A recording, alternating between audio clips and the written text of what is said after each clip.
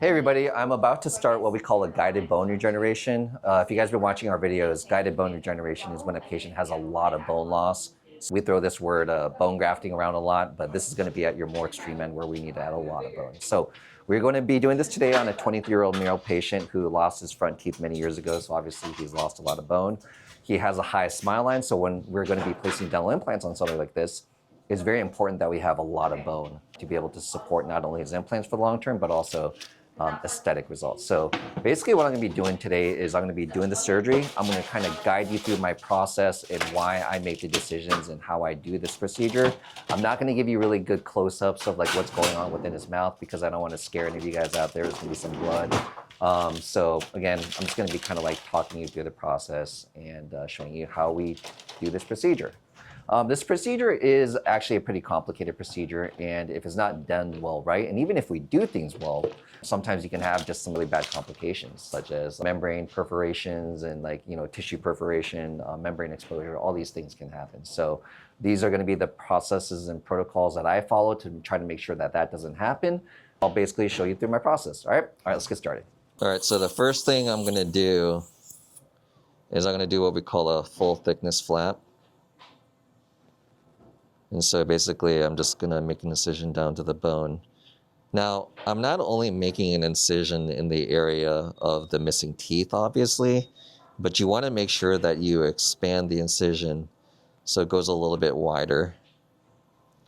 So whenever you do that, you maintain what we call better blood supply. A lot of the logic of what we do with these types of procedures is maintaining blood supply.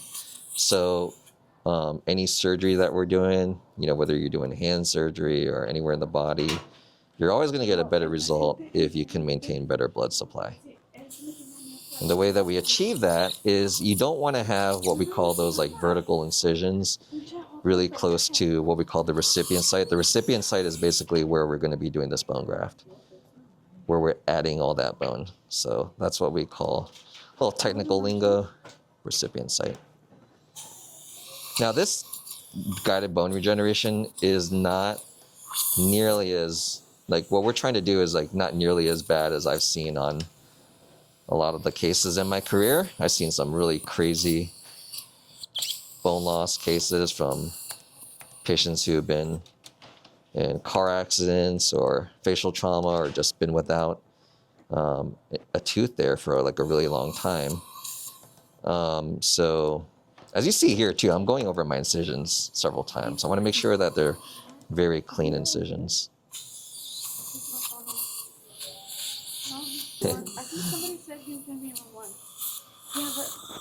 Something I'll talk about later on is that this patient has, I mentioned earlier, he has a really high smile line, but his clinical crowns are very short. You see that? He's got what we call a gummy smile. So that's actually going to be helpful for us in the future to kind of even things out. Basically here, I'm just trying to make sure I'm lifting up this gum nice and smooth, fully intact. Don't want to tear the gums. So that would be a big no-no, right? If you tear the gums, that right off the bat is going to be a pretty tough situation. Because when you go and you add all that bone and you also use what we call one of these membranes, then you can always get you're more likely to get an exposure of your membrane, which you get an exposure of your membrane, that's not good. You always want to try to avoid that. So when we lift up the gums here, basically, you don't want to leave what we call periosteum on the bone. So your gums got multiple layers. So you don't want to leave what we call that periosteum on the bone. You want to make this a nice full thickness flap. You might be wondering, well, what the heck is taking so long to pull these gums back? And we're just being super careful. Got to be a little meticulous about what you do. Try to go down that bone Get a really good dissection here. Good full thickness flap.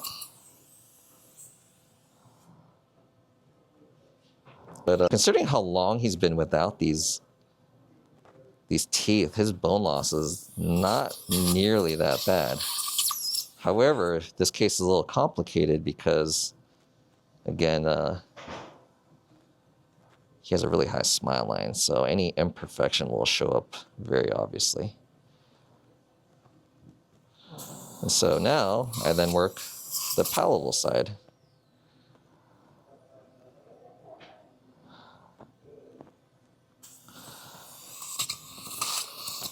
So I don't need to pull back the gums too far on this side.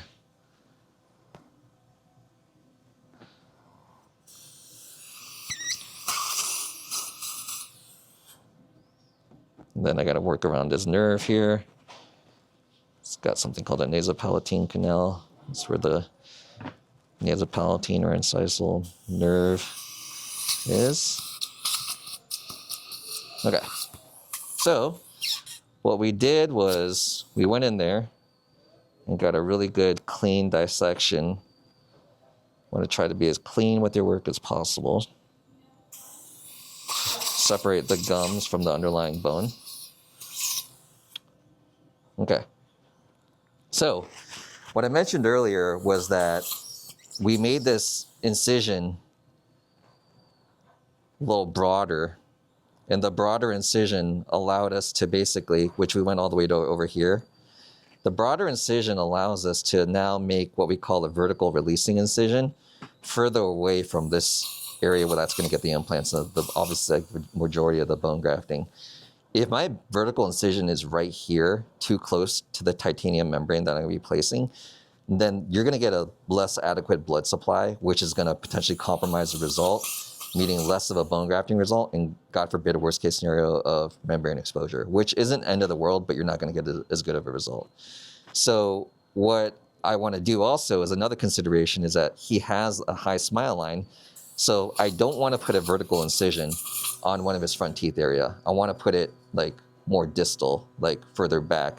And again, a few teeth away from this recipient site. So that's basically what I'll be planning for him.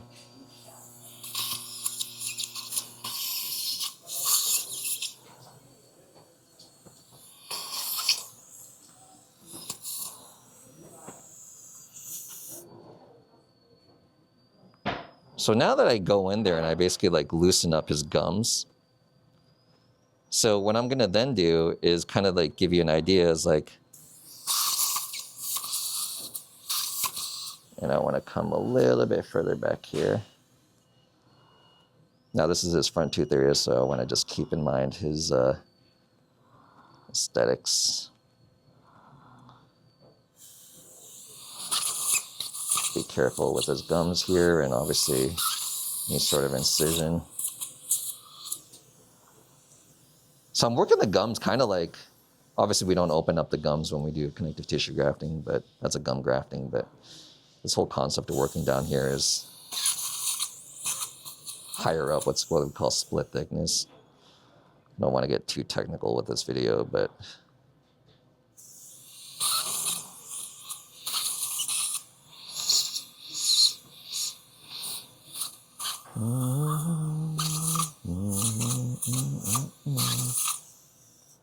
okay, so there's a little attachment here. Let's be, again, super careful. Don't want to rush through this. Just taking your time here is crucial. You want to get a good dissection here. Okay, so I want to take a step back here. And when we are doing this procedure, we are basically going from the skinny bone to nice thick bone, and also adding a little bit of vertical height, okay? So I tell people this analogy all the time. If I was to gain like 50, 75 pounds, 100 pounds in my gut, is my shirt gonna fit? No, my shirt's gonna like be like sitting off my waist a little bit, right? So when I'm doing this procedure today and I'm adding all that bone, are his gums gonna fit? Well, his gums are basically like a shirt that was like tight fitting and it was perfectly custom, right? So if I add all this bulk, The gums aren't going to close. Well, if the gums aren't going to close, then I'm going to maintain an exposed titanium mesh membrane, which is not going to be good. Potential infections in the future. So I need the gums to close over the area. So what I'm going to be doing is I'm going to be doing something called a titanium mesh membrane, but I'm going to do what we call, I'm going to add my bone. I'm going to add all that titanium mesh membrane. I'm going to secure it down, but I need to make an incision, what we call a periosteal releasing incision. So basically, instead of that shirt fitting nice and tight, I'm going to make an incision up in the muscle, and in that shirt, it's going to give a lot of slack that'll allow that gums, in this case, to be able to pull in that area. Okay, so let's go back to what we're doing here. If I'm looking here and I'm grabbing this, I have a little bit of slack here, but it's not really too much slack. So I'll be making a periosteal release incision that will then show this gum pulling over really far and loose. If it doesn't go far and if it's not loose, then the membrane will be exposed and we'll have a problem. Okay? All right, so now I'm gonna make an incision. I'm gonna go ahead and add the bone and we'll get the ball rolling here. Okay, can I see those? Oh yeah, let me see that. I expect you to read my mind.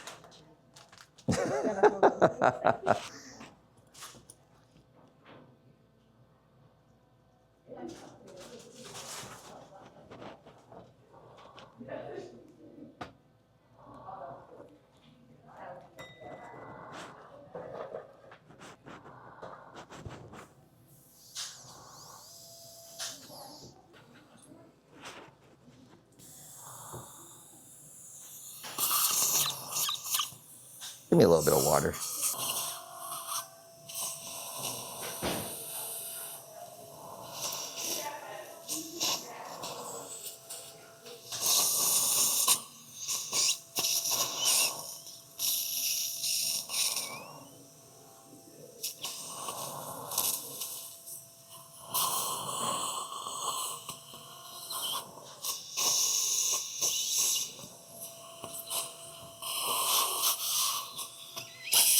Okay.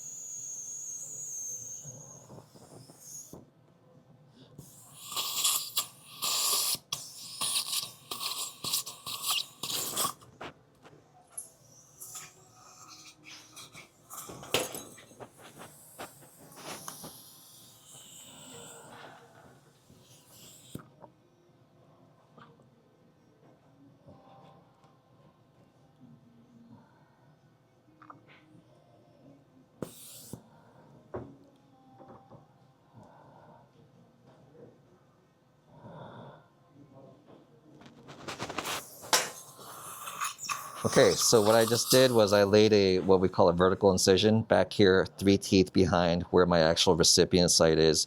So the whole goal of that was to maintain a better blood supply. We again don't want that incision to be too close because that's going to really not be good for the blood supply for the recipient site, leading to a subpar bone grafting result and also more likelihood for potential membrane exposure.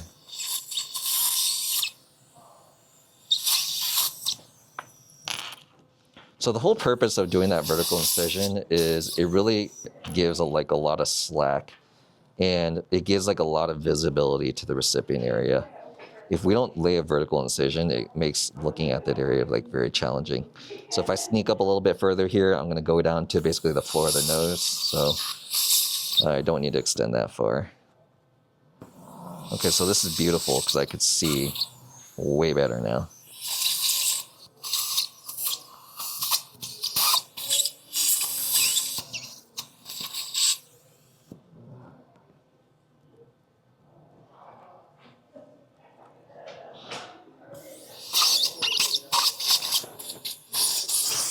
So what we then do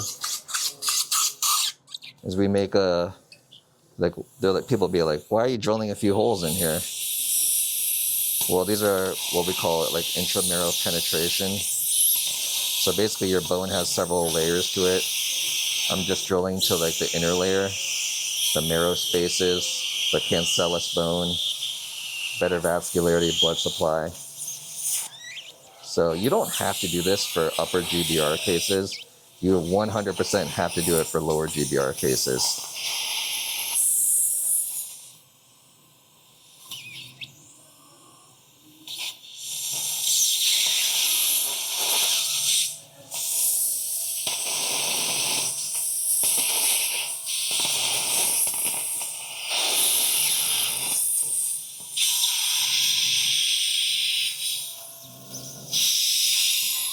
Okay.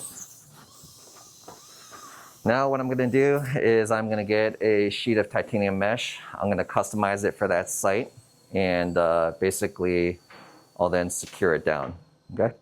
All right. Where'd I put that? Donde?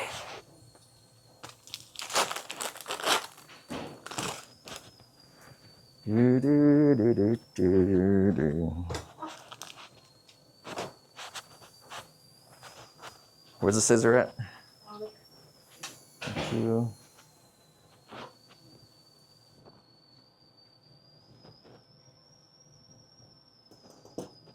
Okay.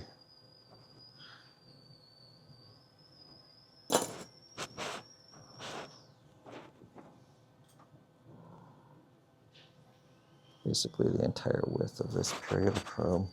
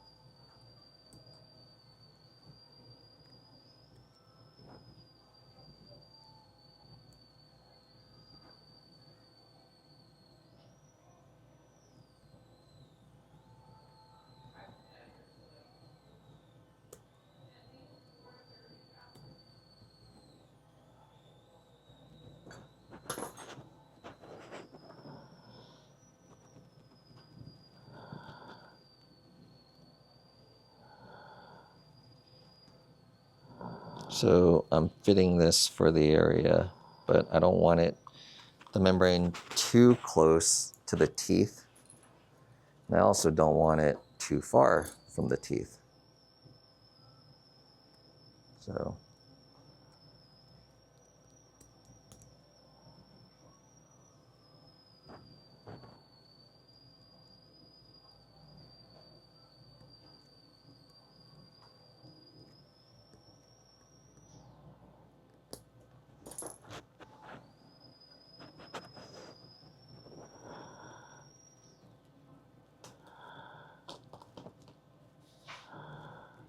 beautiful.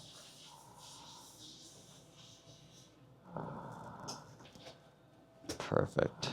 I think it's almost a little too perfect, so I probably should take it down just a tiny bit more.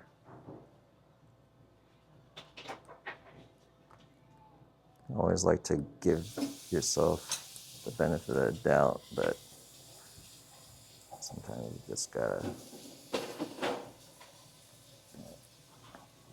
I tell people all the time, I'm not trying to be like negative about things, but when you're in this line of work, you kind of almost gotta like expect complications can occur. In the event a complication does occur, what are some of the things that we can do to circumvent that, right? So, okay, perfect. All righty. So I'm gonna go down here, customize that there. Beautiful. And I'm gonna cut up here.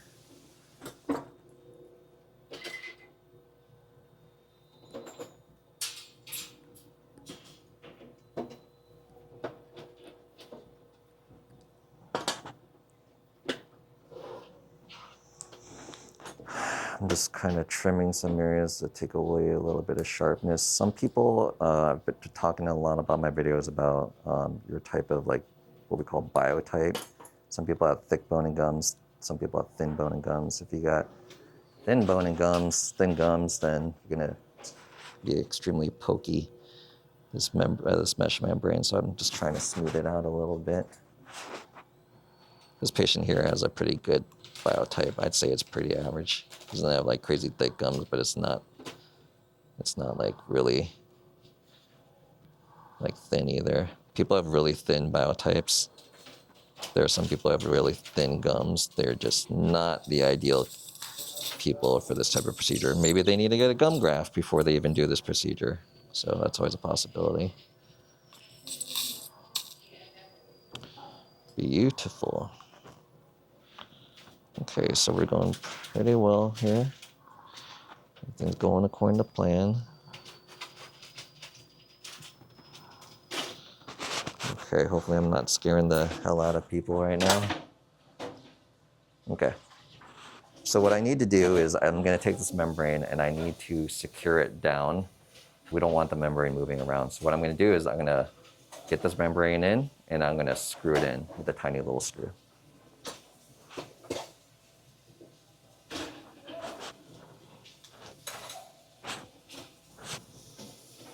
Okay. So let's find out where I want to put this first. Do I have a screw hole down there for it? Suction in there?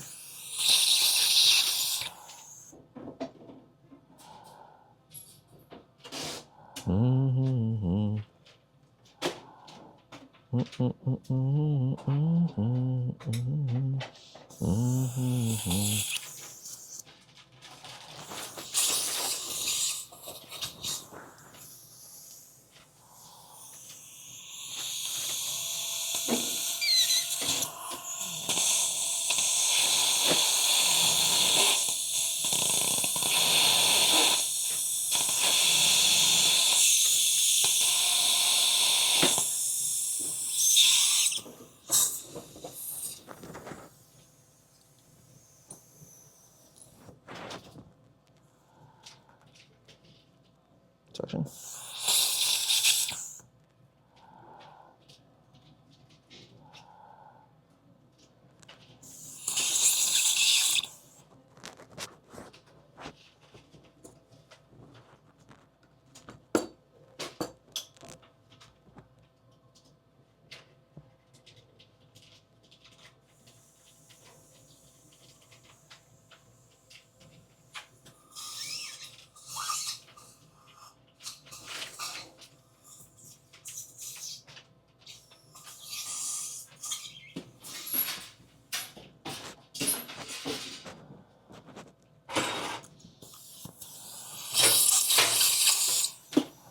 Do me a favor and hold this back.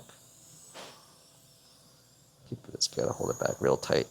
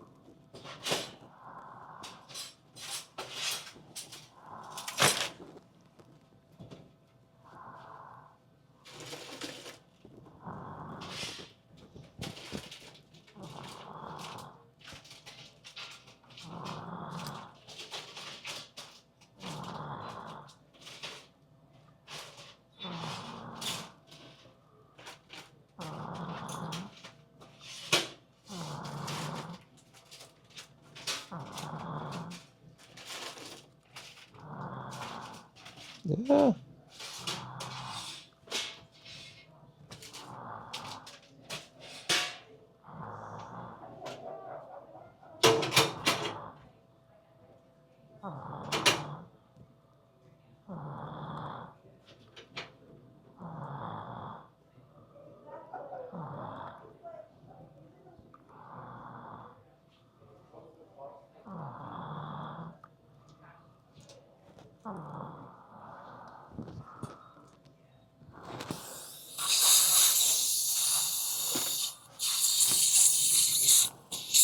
Hold on one sec.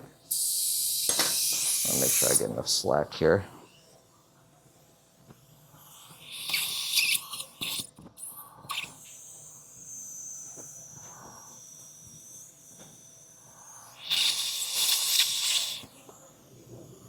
Okay, go there.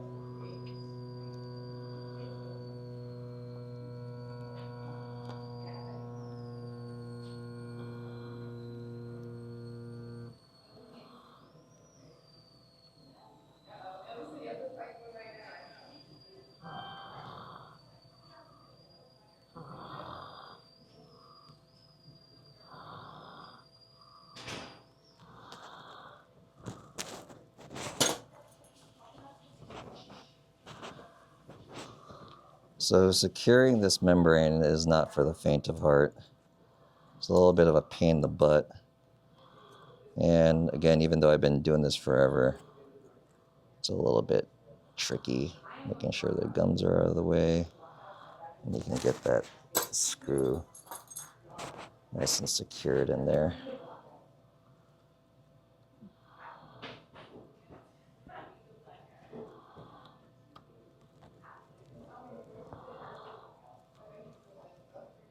Okay, there we go. Okay, so now that's like fixated in there. What we then do is we're going to, that's like your outer shield. What we then need to do is we're going to go ahead and we're going to use a combination for this case of what we call bovine bone graft and allograft. So sterile human bone and cow bone. And this is what we find to be like the best results for patients, especially with front teeth, is getting cow bone, bovine bone in the mixture because it has a tendency to not want to really resorb or go away. So I'm gonna then, so basically go pack that area with a lot of bone underneath there, pull the membrane over it, put another, what we call collagen membrane over that, stitch them up, and we're all done. Okay. So, all right, let me mix up my bone.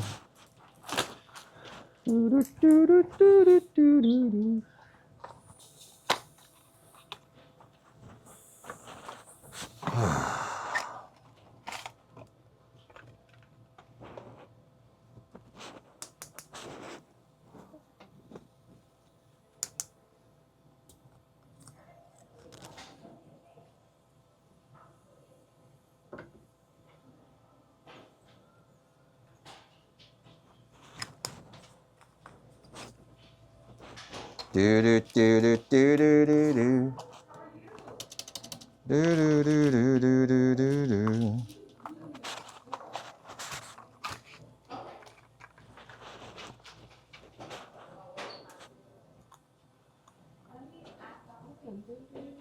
I'm gonna go grab one.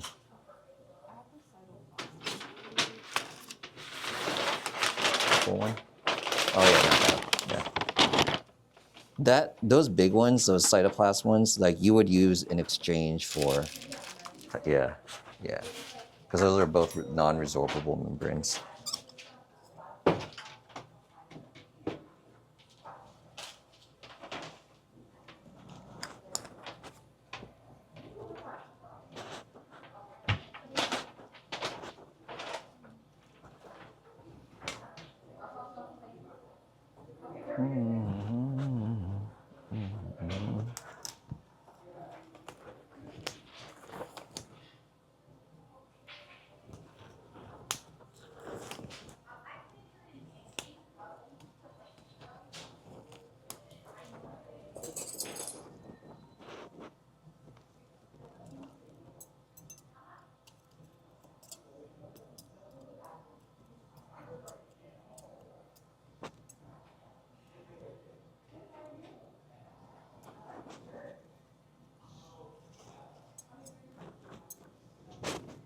Okay, can I get a new 15 blade? Wait, do I have two already here? Okay. Okay. So I showed you earlier basically the slack that I have with the gums. So what I'm going to do is I'm now going to make that what they call a periosteal release incision that'll allow the gums to basically pull over to the area. Okay. So I'm going to pull up on the lip for me. You can pull the retractor out and just pull on the lip. Yeah, and just pull harder.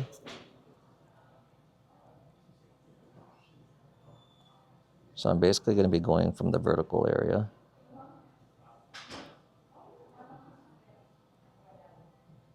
And obviously being careful of any like vasculature in there, nerves.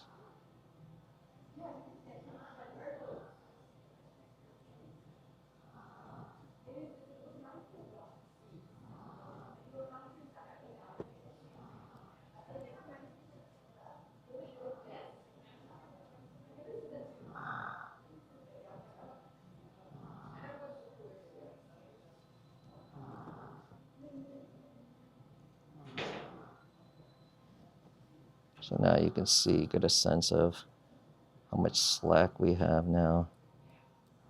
The gum's ability to like kind of pull up over the area. So we have more on this patient's left side than we have on the right side, which is obvious because we didn't make a vertical incision on the patient's right side.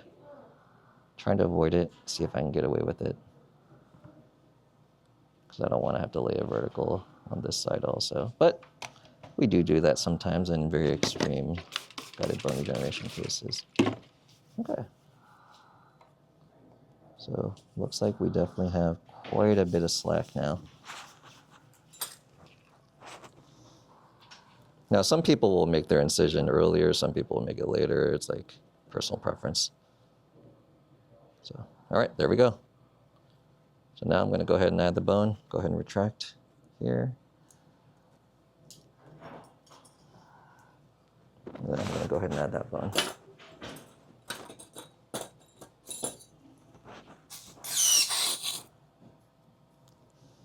The problem with making that periosteal release incision now versus later is the patient will bleed more. The more bleeding there is, it's harder to see like what the heck is going on in the area. Sometimes some patients bleed like crazy. And it's very difficult to visualize that site no matter how much suctioning you have.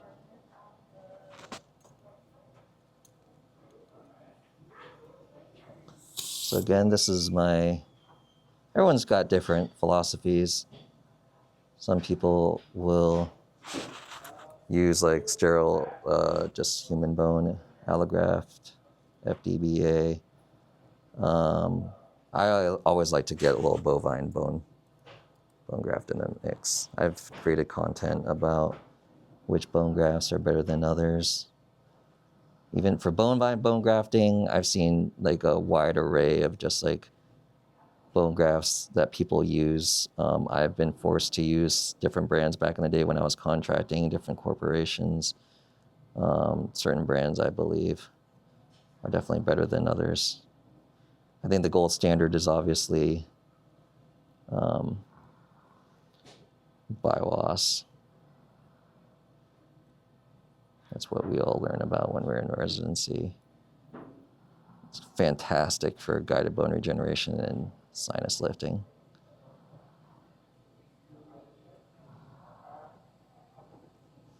think I basically layered on too much over here, so I need to like spread it out a little bit more.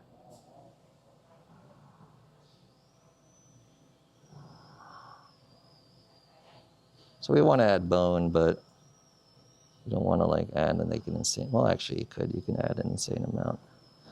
I've done cases like that where it looks like the patient has like a bony tumor.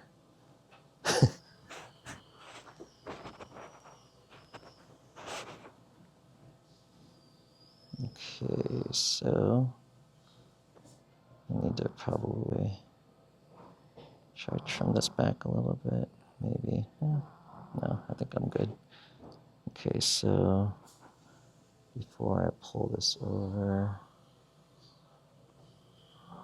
I'm gonna add a little bit more bone there.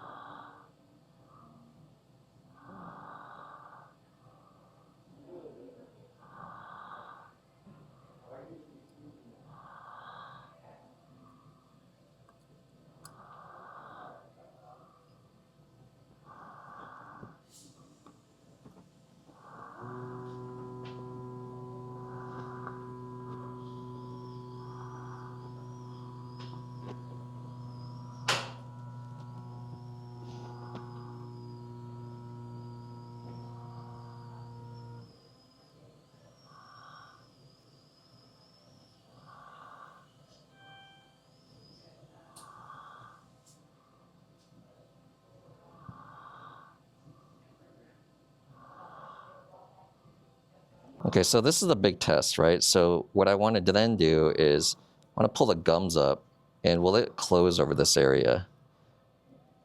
And it, yep, looks like it does, right?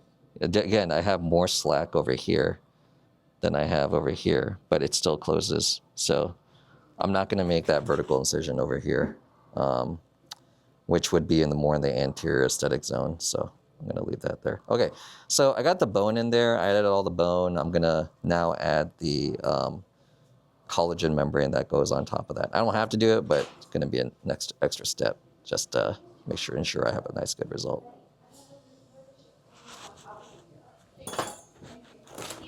Okay.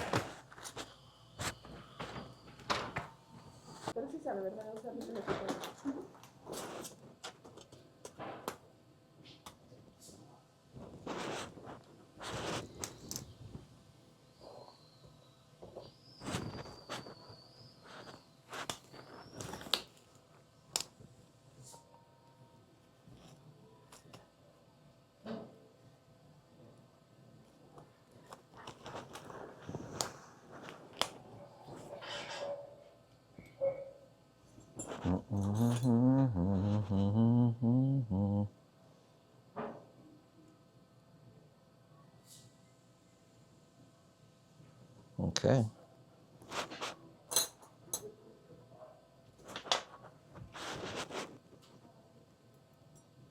This is what they call collagen membrane. I'm going to lay down in that area.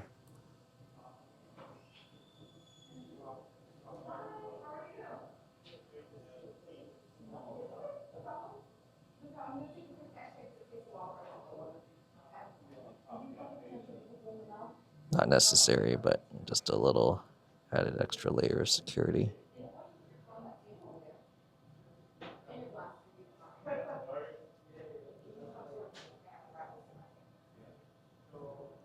Okay, that's it. Time to suture.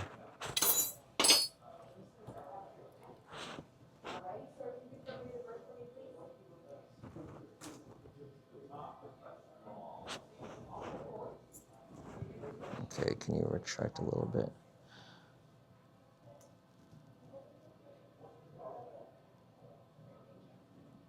So when I'm suturing, I want to make sure that I get a good solid bite. You don't want to like put your little suture way too close to the edge of the gum, because if that tears or comes through, then we got a problem in the future.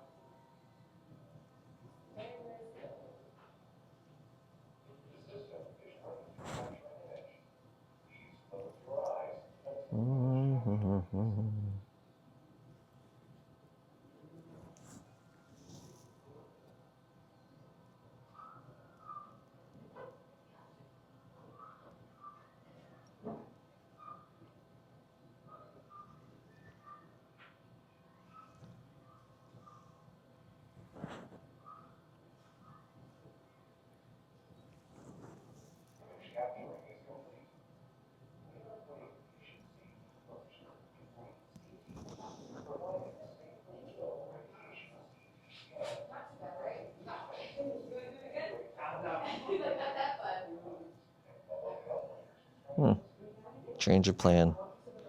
Do you notice like something right here is basically like, you could see a little bit of white there? See that? It's not tension free. So, thought I could get away with it, but looks like I need to do the vertical release on the other side. I think I overdid the bone graft. I added too much. So what I'm going to do is I'm going to actually cut the suture out, and I'm going to make that vertical release. And then we are going to then do this all over again. Okay, go ahead and just cut like right here.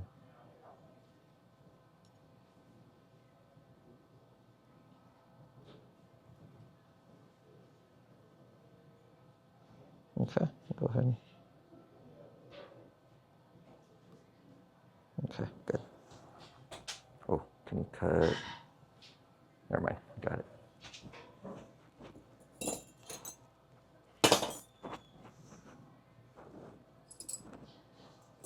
Oh, can I get another 15 blade? 15 blade, por favor.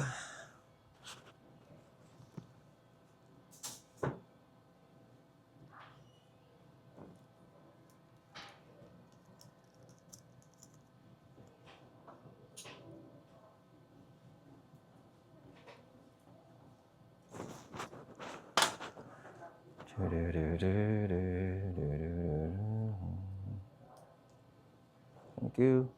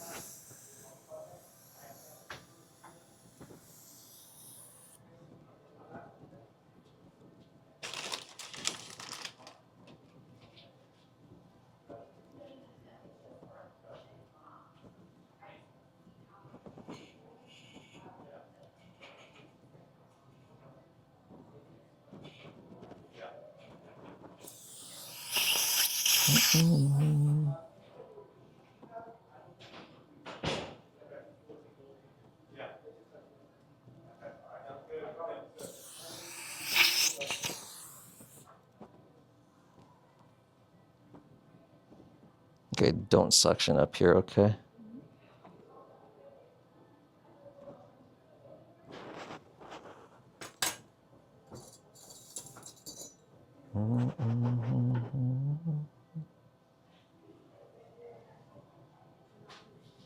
Okay, you see that now? Whoa, this is like coming like super high now. Okay, there we go. Beautiful. Okay.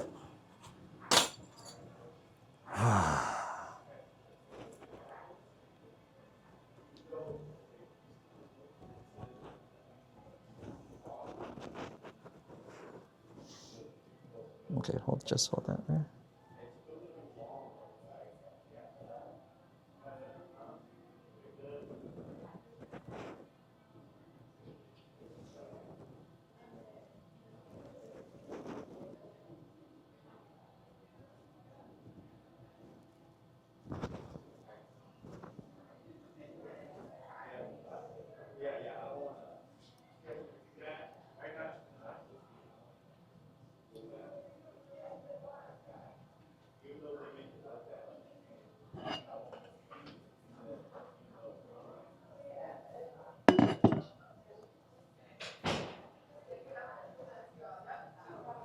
Okay, so one thing I noticed right off the bat is that this patient's like, their gums have like way more slack. So if I'm seeing that there's any tension in there, even if I can close that up, that's a major problem, because this whole point of like whenever we're doing gum grafting or major bone grafting, there has to be something what we call tension-free suturing. So if there's too much slack or tight, I mean not too much slack, if there's too much tightness on that area, and I'm like straining to close that area, then that's definitely not good.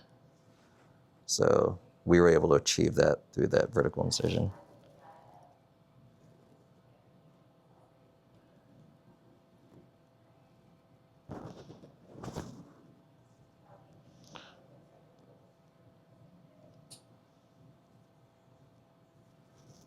See, the problem is that you could do like 99% of this procedure right, and then if you have too much tension because you don't get like a good vertical release or a periosteal release, then literally you're going to have opening, and essentially you're not going to get the result that you want. So every step builds upon the last step, and ultimately, in the end, are you going to be able to suture tension-free? That's a key aspect.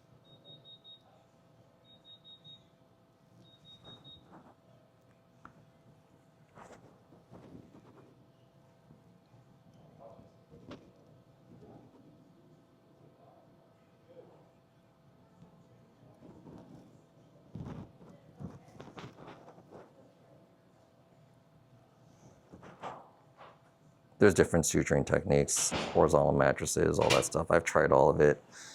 I just do a continuous interlocking suture. I didn't really like how deep I got in the palatal bite right there, but I'm gonna put some more sutures in.